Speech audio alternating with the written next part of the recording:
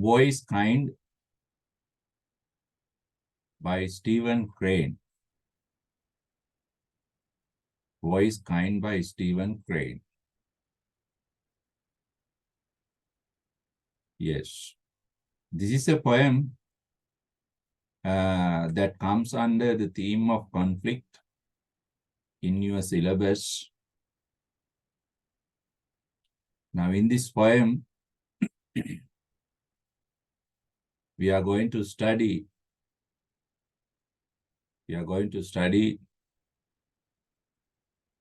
the uselessness, futility of war.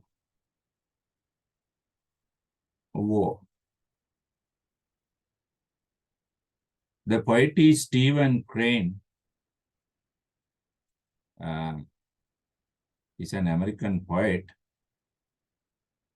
He has some personal experiences about the battle or wars because he worked in the active military as a war reporter. Therefore, he knows war is not as sweet as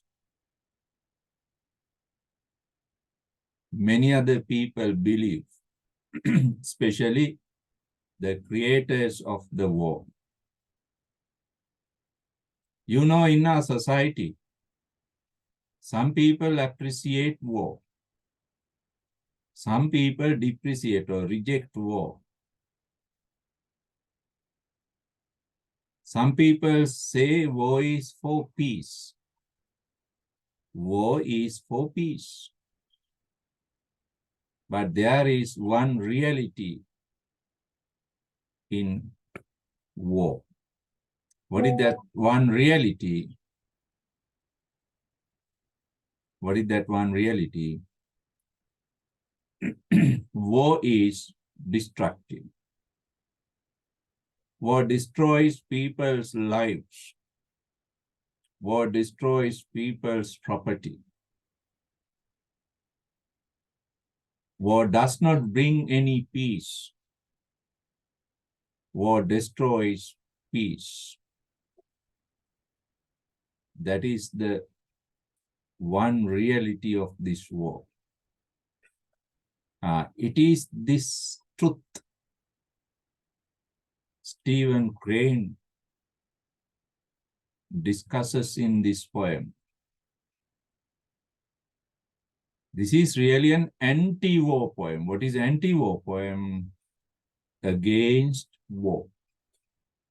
Against war. Anti-war poem. Now, in this poem, Crane refers to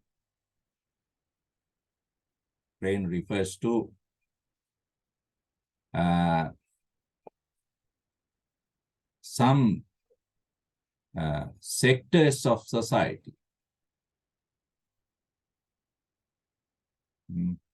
Some sectors of society regarding the war, right? Regarding the war.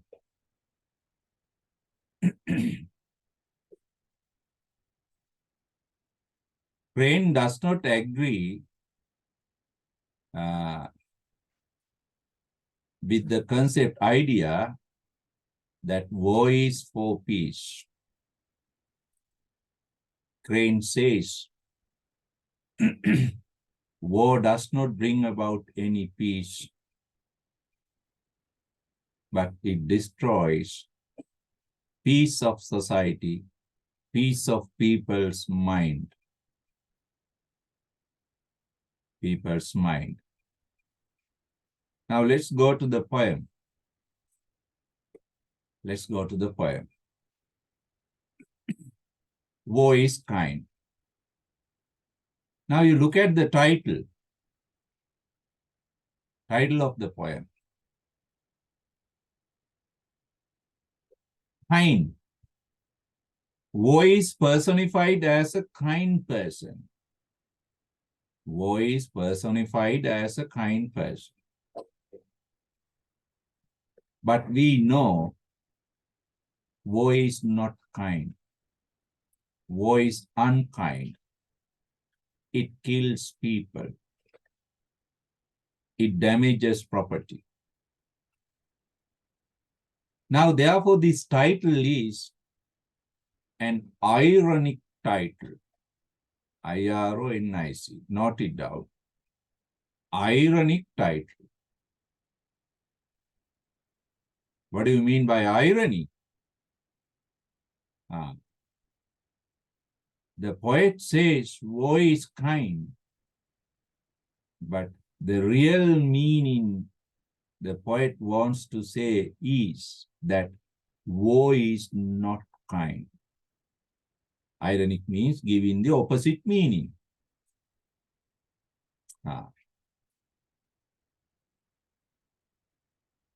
Now we know Crane is not going to speak in favor of war.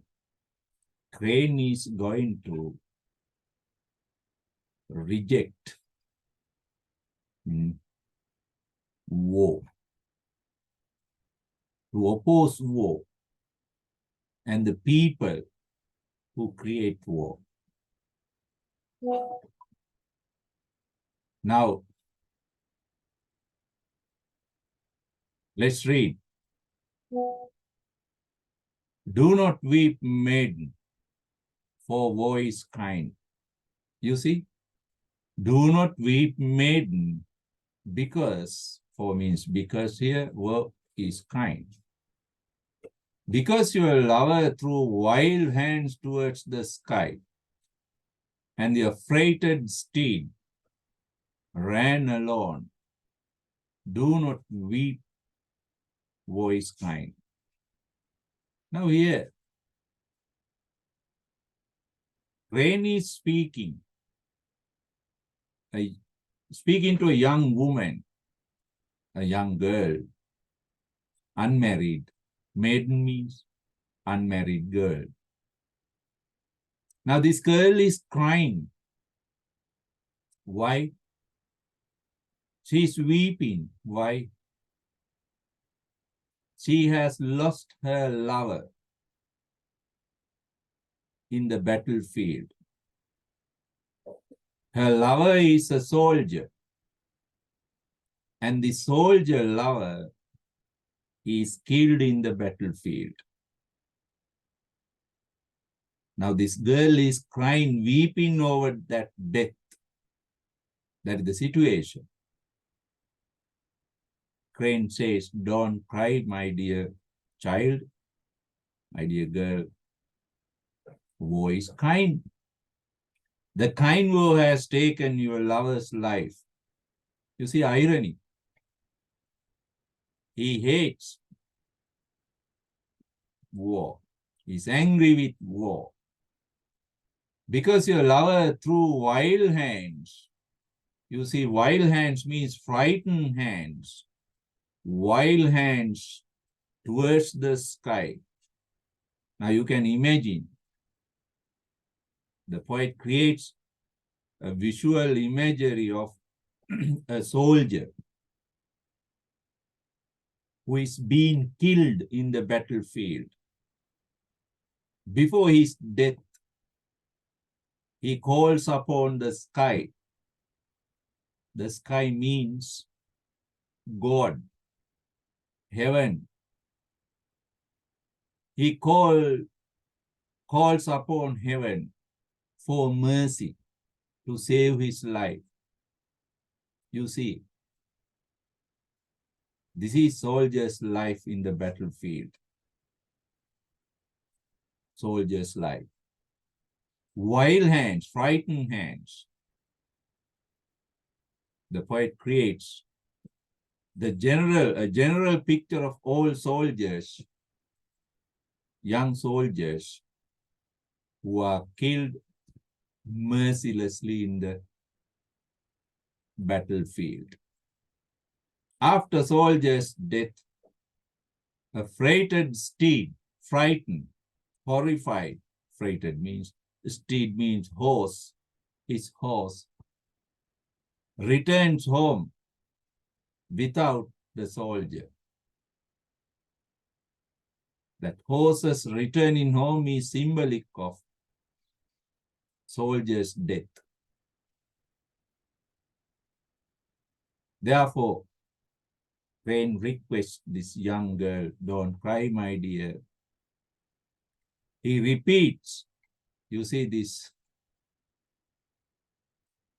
these phrases, these clauses are repeated. Phrases and clauses. Do not weep, don't cry, woe is kind. He ironically mentions the unkind woe has taken life of your lover. He means because of this woe, many young girls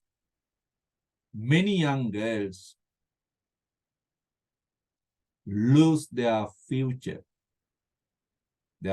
security.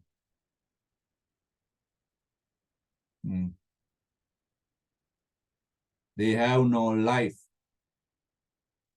Life is lost to them. This is one side effect of war. Likewise, Crane speaks to other aspects, other sectors of society who are directly affected by war. I will skip the second stanza. I will come to it later. I will go to third stanza.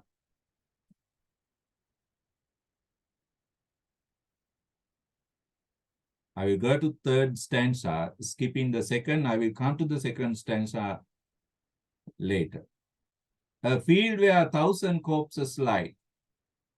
Now you see, this is an answer. This is an answer to a question. What could be the question? What is a battlefield? What is a battlefield? Who asked this question? Who raises this question? Babe, a child, inexperienced child, small child. He or she does not know about battlefield. Therefore, he asks the question from the poet, what is a battlefield, uncle? Then Crane says, a field where 1,000 corpses lie. Corpses means dead bodies, dead people. This is an exaggeration, overestimation, or hyperbole. This is an overestimation. He creates an exaggerated picture of battlefield. 1,000 corpses, 1,000 dead bodies. My dear child, a battlefield is a place where you can see 1,000 dead bodies. 1,000. Do not weep, babe. Don't cry, my dear child, for woe is kind. Now he speaks to this child. Why? This child has lost his father in the war. Now this child is an orphan. There are many children in the world who have lost their fathers in the war. Like the young girl, this child, like the young girls, this child's life, future is not safe, not secure.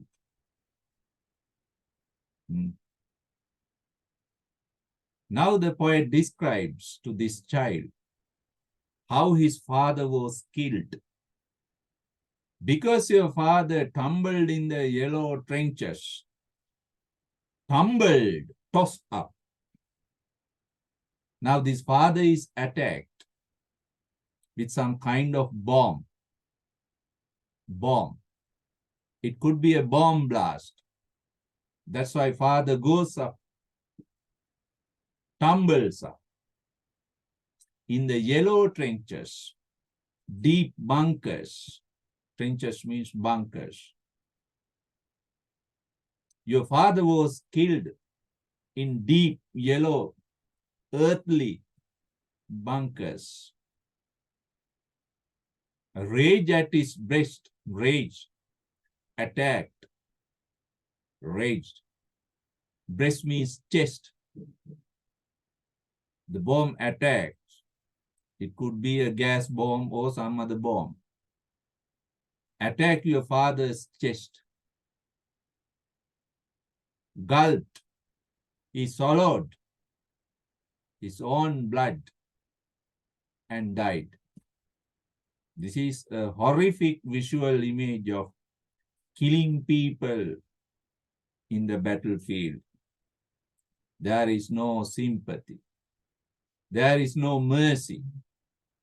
Even God cannot control this. Even God is helpless.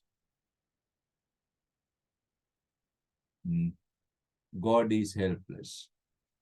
Do not weep. Don't cry, dear child. Woe is kind. The kind woe has taken your father's life. The poet ironically says, the unkind woe, evil woe, has taken your dear father's life. Right. Now in the first stanza, Crane speaks to young girl. In the third stanza, Crane speaks to a young child. Now you can imagine what level of society does the war affect? Young people, children. The girl represents young people. Both girls and boys. Babe represents young children, both girls and boys. Right. I'll go to the last stanza, skipping this one. I will come to it later. Now in the last stanza, you can see Crane repeats the same line, but the same line, and a field where 1,000 corpses lie. Repetition. Now this is also an answer. This time, he explains to the nature of battlefield to a mother. All mothers who have lost their sons to the war. All mothers. Mother.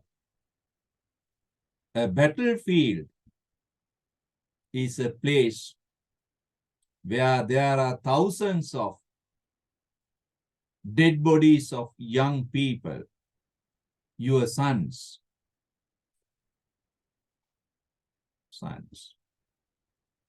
Mother, whose heart hung humble as a button. Now all mothers' hearts are empty, hung humble, hollow. There is no life. They look like a shining button, as a button. Now, button is a simile here as a button. Why does Crane use this simile? Button is a shining fastener in soldier's uniform. Most often these buttons are metallic, metal. They are shining, superficially shining. But inside, inwardly, they are empty, hollow, nothing. Hollow means nothing, empty. H-O-L-L-O-W, hollow. Now, what does the poet wants to say? Mothers of soldiers. They are shining mothers. They are outstanding mothers in society. Why are they outstanding? Because they are heroic mothers who sacrificed their sons to the battle, war. That is how society people regard these mothers. They are shining as the button, but inside they have nothing, they are empty.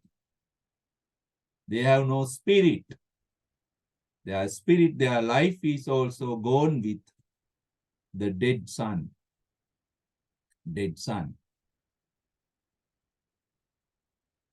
These buttons on the bright, splendid, colorful, splendid means colorful, shroud of your son. Shroud. Now, shroud has some symbolic meaning. Shroud is the cloth used to cover up a dead body. The cloth used to cover up a dead body. Therefore, this shroud, the soldier's shroud is his colorful uniform, his death. Now, in this colorful uniform, there are buttons. These buttons are shining and bright. And poet says, all mothers, they have hearts like these shining buttons. Their hearts, their characters are shining outwardly, but inwardly they are empty and hollow. They are full of sorrow, nothingness. Do not weep, babe. Sorry, do not weep, mother. Woe is kind. Now, in this way, Crane speaks to three sectors of society who are mostly affected by war. One sector is the young people, the other sector is children, the other sector is mothers. They are the mostly affected people in society when there is a war. When there is a war. Right. Now I come to those skipped stanzas. Go to the second stanza. Hoarse booming drums of the regiment, little souls who thirst for fight. These men were born to drill and die. The unexplained glory flies above them. Great is the battle god, great and his kingdom. Right. Now in this stanza, Crane refers to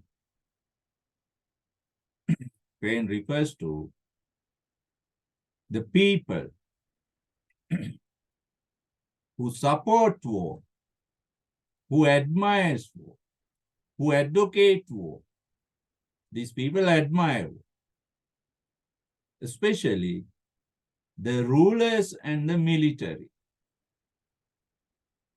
The rulers, politicians, kings and queens, presidents, prime ministers, they are the rulers.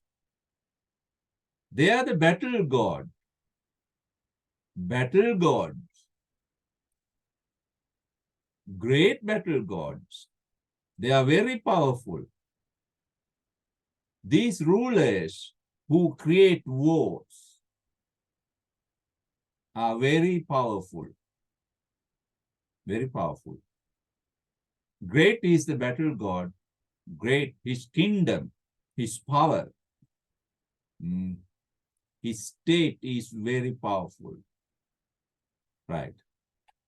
Horse booming drums. Horse. Now, Cain refers to the military. The other institution, the machine of the war, military. Military is the machine of the war. The soldiers are the hearts of that machine, power of that machine. Now this military, horse means very rough, booming drums, war drums, drums of the military, drums of the army parades. Regiment means army, drums of the regiment. The military parades, the military institutions, the military displays are held to attract young people into war, into the military, to lure, to attract, lure young people into the army. Because army needs young people. These young people are later changed into soldiers. They are trained. Now these young people, they are little souls, poet says. These young people are very innocent. They have no experience about the real nature of war. They have no experience about the real nature of war. Therefore, they are very innocent, inexperienced. They have only thirst for fight. But these young people, they love adventures. They love adventures. They love to be a soldier because they think soldiers' life, soldiers' duty, soldiers' function is full of adventures. Therefore, they enroll. They enlist in the army. They enlist in the army to enjoy this adventurous life. But they do not know what may happen to them. They do not know what is on the way for them. What's on the way for them? Poet says it in this way. These men were born to drill and die. You better underline it. These men, these young soldiers, what is their fate? Drill. Drill. What is the idea of drilling? Practicing, training. Drilling and die. Training to be a soldier, then death. That is all. That is their fate. That is their life. That is the life of a soldier. The poet criticizes the war machine. The army absorb young people into the regiments, and they are trained, and they are sent to battlefield. They are killed. They never return home alive. They never return home alive. That is the truth of soldier's life. Death is always in the hands of soldiers.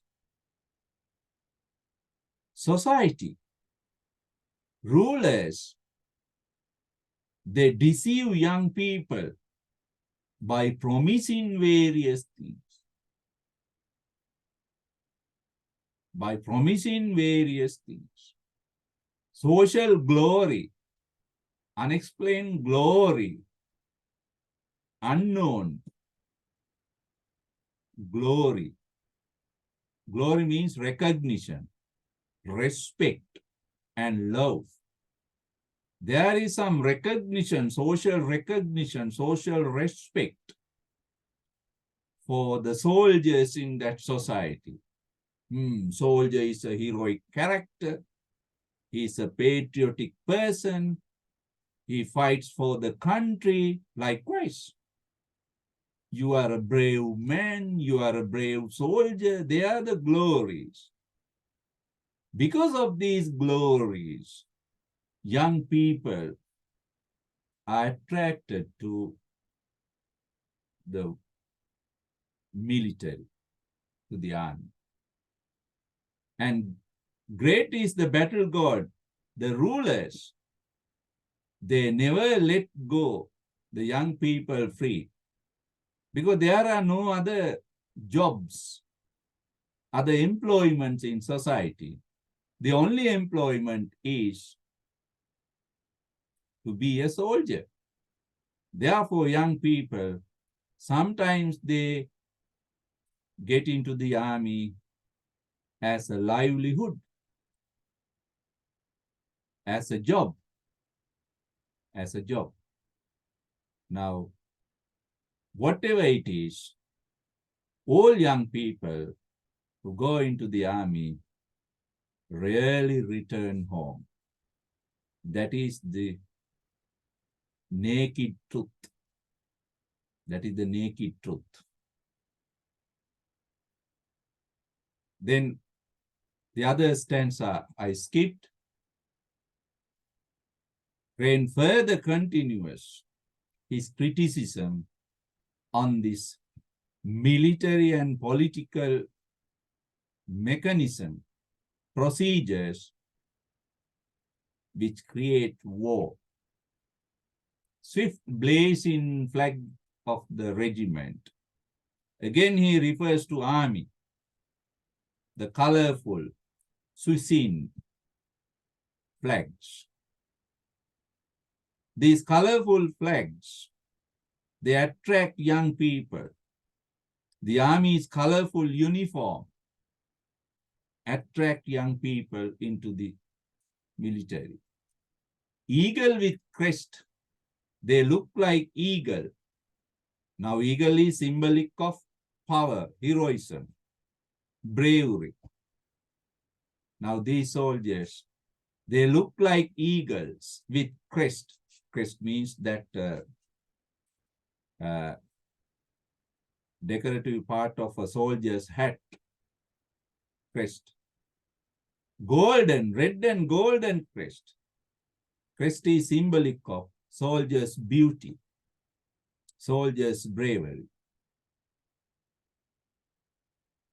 These men were born to drill and die. He repeats the same line. Repetition. These young soldiers, they have no life. They have no future. Their only future, their only duty, their only fate is to be killed in the battlefield. Right? These men were born to drill and die. Right? The poet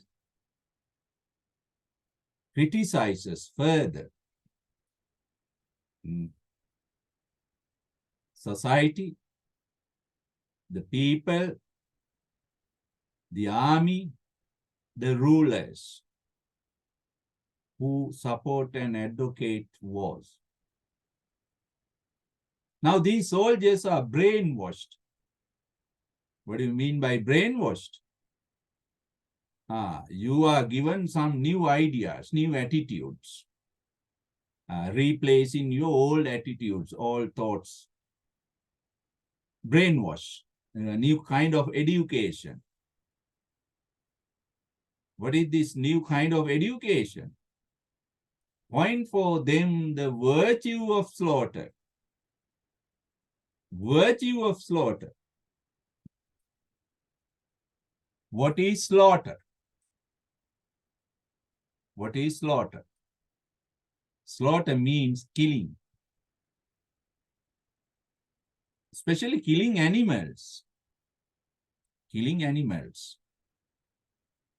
Now soldiers are brainwashed. Soldiers are given new attitude. What is the new attitude? Virtue, goodness, not sinful. Killing is not sinful. Killing what? Killing people. Now the religions say, all religions say, killing people and animals are sinful, bad. But in the battlefield, there is a new religion. What is the new religion? Killing is not sinful. Killing is good. Virtue of slaughter. Killing people. Right? Now soldiers are trained to kill people. That is not sinful, my dear boys. Right? You see.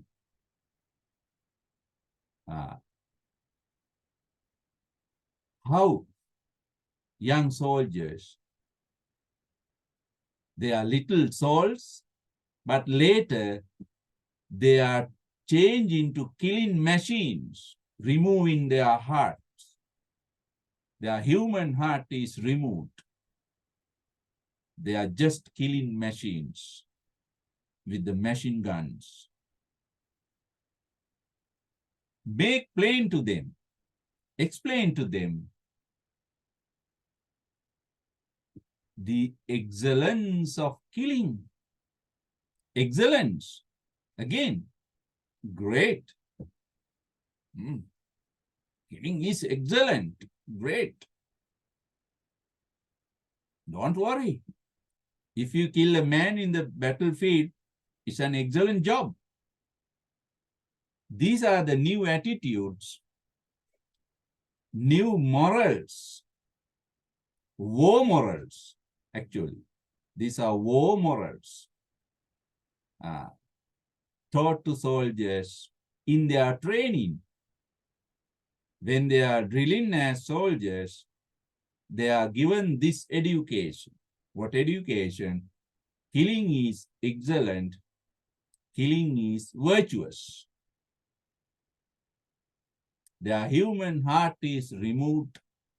They are turned into war machines, robotic characters.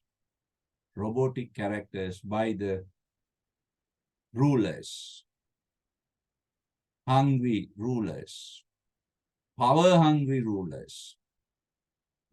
Power-hungry rulers. Now you can see, in this way, Stephen Crane